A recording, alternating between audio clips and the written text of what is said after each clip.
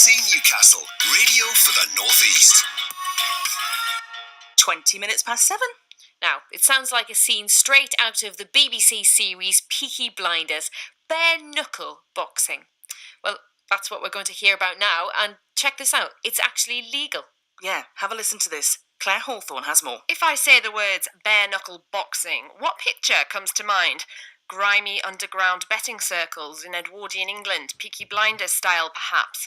Well, it's a sport that is legal in England, and one which now has its own self-appointed governing body, Ultimate Bare Knuckle Boxing, or UBKB, complete with stringent rules and ethics.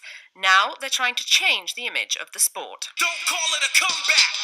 I've been here for years. I'm rocking my pants. The company was set up about 3 years ago to be a professional sport. Stu Armstrong's from UBKB. We've got the same kind of medical controls as in professional boxing and what the British Sport of Boxing Control would lay down. So at all times we've got 2 medics and a fully qualified doctor ringside. All fighters before they fight go through a full medical, and they're also drug tested as well. I think what a lot of people don't realise is think bare knuckle, or they'll get brain injuries and things like that. That's actually not the case. It's medically a lot safer than glove boxing. The bouts tend not to last as long as glove boxing, and the reason the gloves were brought in I forget the date now, 1867 I think it was, that was to make bouts last longer, to make the fights more exciting for the crowd, so to speak.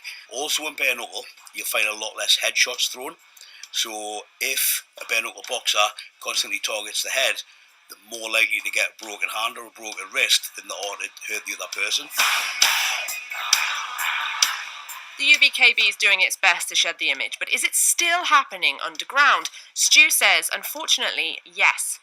There is, I think, maybe some dodgy promoters about, where I think you get that with everything though. You get that the same with glove boxing, but that's something that we want to be at the opposite end of the scale. We want to be sort of the best, the most professional that we can be. 22-year-old Luke Nevin from County Durham made his debut fight in the sport last month. I asked him, does he feel a sense of responsibility? If people see him fighting without gloves, might they think they can go out and fight too?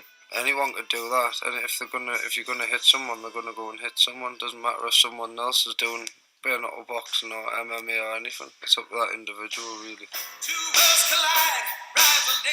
The British Medical Association doesn't agree with bare knuckle boxing though. In fact, it doesn't agree with boxing at all, and its official position is that they'd like to see the sport banned altogether. Dr. George Ray is the North East chair of the British Medical Association.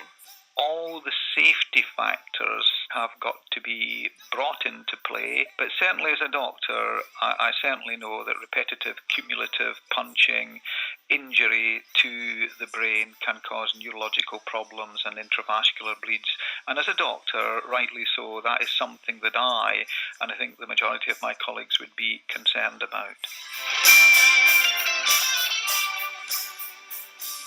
That's the British Medical Association North East Chair, Dr. George Ray, ending that piece from BBC Newcastle's Claire Hawthorne. And you also heard from UBKB Stu Armstrong and bare knuckle boxer Luke Nevin.